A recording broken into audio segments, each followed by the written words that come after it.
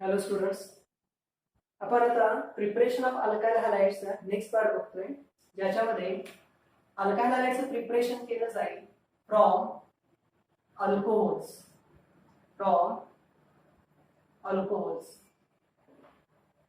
So how we represent alcohols. अल्कोहोल्सला कसं लिहिलं जातं? Here ROH. ROH हे त्याचं रिप्रेझेंटेशन आहे. सो अल्काइल हॅलाइड आपण तयार करणार आहे ROH पासून तो तयार करणार आहे. आणि या अगोदर जसं मी सांगितलं होतं की याच्यासाठी आपण PX3 यामध्ये PCl3, PBr3, PI3 म्हणजे फॉस्फरस ट्रायहॅलाइड, यामध्ये फॉस्फरस ट्रायक्लोराइड, फॉस्फरस ट्रायब्रोमाइड, फॉस्फरस ट्रायआयोडाइड हे आपण यूज करू शकतो. याच्यानंतर PCl5 फॉस्फरस पेंटाक्लोराइड, यामध्ये पेंटाब्रोमाइड आणि पेंटाआयोडाइड नाही आहे कारण ते दोघं अनस्टेबल आहे. Next is the SOCl2. Also we can use thionyl chloride. This is called as thionyl chloride. And also we can use HX, that is hydrogen halides. ठीक आहे. सो आता आपण अल्कोहोल पासूनचं प्रिपरेशन बघतोय.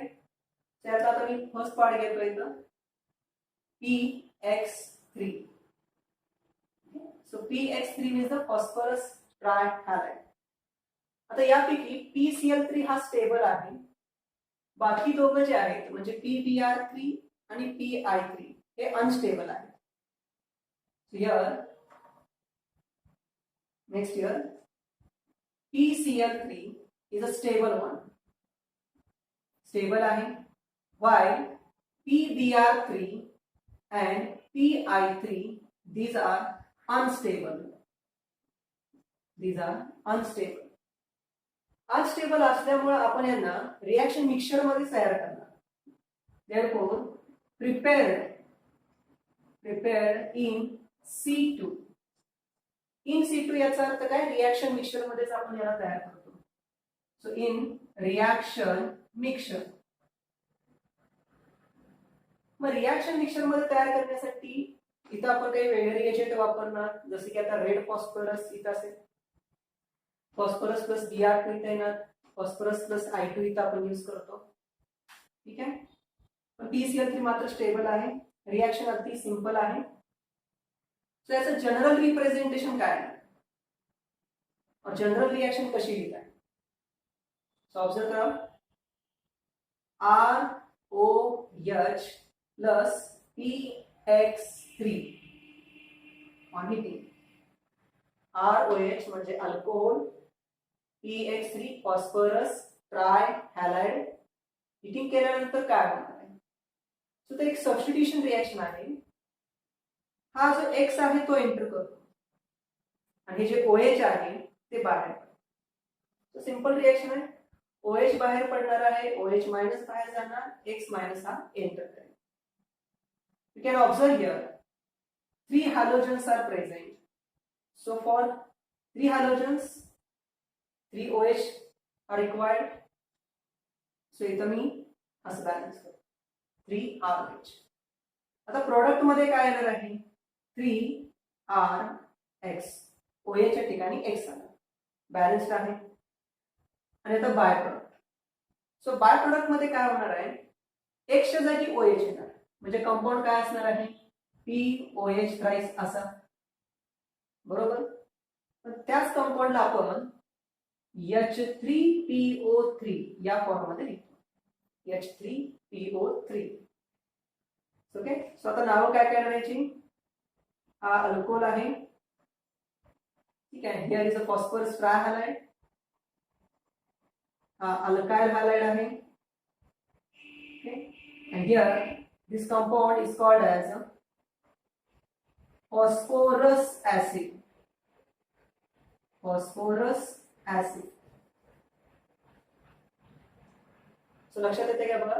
So when alcohol is treated with phosphorus trihalide, it gives alkyl halide and H3PO3. इथं आपण PCl3 वापरला तर RCl तयार होणार. PBr3 वापरला RBr तयार होणार. Okay and so on.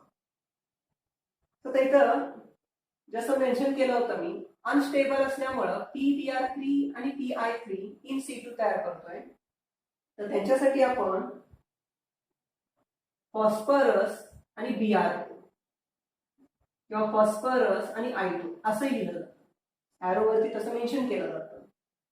So एक एक्झाम्पल इथे घेऊ म्हणजे लक्षात येईल तुम्हाला. So CH3 CH2 OH plus PCl3 on heating. So काय होणार बघा इथं जनरल रिएक्शन बघायचं आणि लिहायचं. हा R आहे, CH3 CH2 आहे, OH OH P P X3 Cl3. So इथं मी लिहिणार आहे थ्राइस. प्रोडक्ट मध्ये काय येणार थ्राइस CH3 CH2 Cl आणि बाय प्रोडक्ट तो सेम आहे H3PO3 और तो फॉस्फरिक ऍसिड म्हटलं तर फॉस्फरस ऍसिड किंवा सिंपली फॉस्फरस ऍसिड म्हटलं जाईल. ठीक आहे. सो नेम आता याचं कॉमन नेम काय इथाइल अल्कोहोल. इथाइल अल्कोहोल आणि याचं IUPAC नेम आहे इथेनॉल. इथेनॉल इथ 2 कार्बन AN सिंगल बॉन्ड आणि ON और OH. सो इथेनॉल हे IUPAC नेम आहे. फॉस्फरस ट्रायक्लोराइड आहे इथं. याचं नाव येतं ethyl chloride. This is called as ethyl chloride. This is also called as in common IUPAC name chloro ethane. Chloro ethane. Okay chloro का म्हटलंय सबस्टिट्यूएंट आहे. इथ 2 कार्बन सिंगल बॉन्ड आहे ANE मेन्शन केलेला आहे. सो लक्षात येते का बघा. सो रिएक्शन सिंपल आहे. PCl3 वापरला तर Cl येणार, PBr3 वापरला तर Br येणार. याचा आणखी एक एक्झाम्पल घेऊ ज्याच्यामध्ये Br असेल. CH3 CH OH CH3 आणि सपोज ॲरो वरती असलेले फॉस्फरस प्लस Br2 हा आणि पुढे क्वेश्चन मार्क.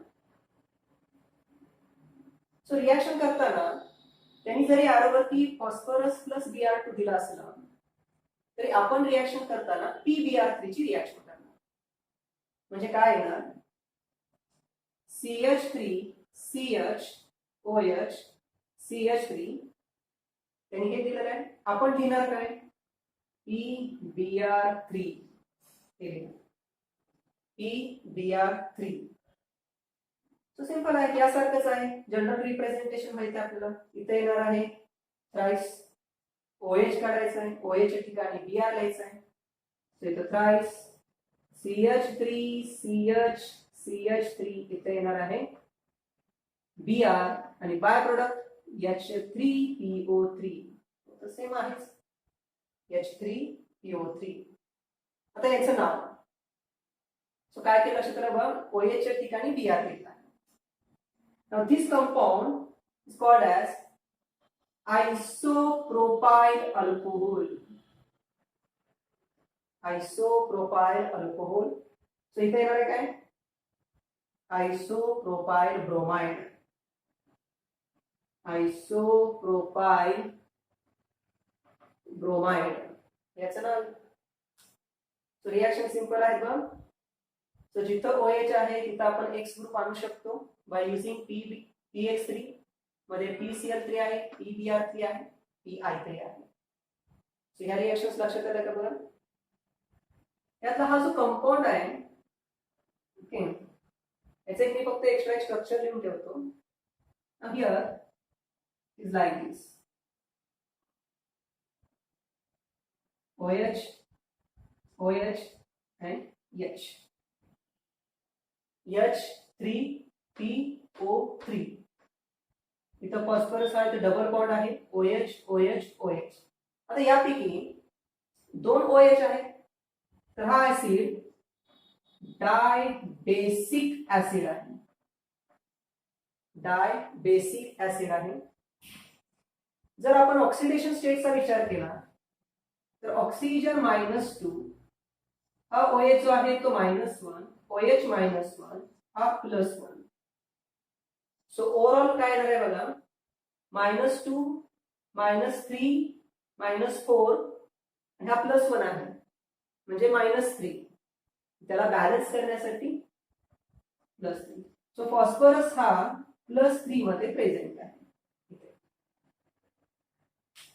तर लक्षात आलं का बघा, आपण हे प्रिपरेशन बघतोय अल्कोहोल पासूनचं आहे, ज्याच्यामध्ये आपण फर्स्ट पार्ट बघतोय PX3 मध्ये PCl3 PbR3 PI3. सो या प्रकारे रिएक्शन. ओव्हरऑल जिथं OH आहे तिथं X ग्रुप आपण आणले. सो इथून पुढे नेक्स्ट लेक्चर मध्ये PCl5 असेल तर बाय प्रोडक्ट मध्ये काय चेंज होतं एवढंच बघणार आहे. मेन पर्पज तरी सेमच आहे, OH च्या ठिकाणी Cl आणणं. मेन पर्पज आहे, मेन प्रोडक्ट आहे. बाय प्रोडक्ट मध्ये मात्र डिफरंट.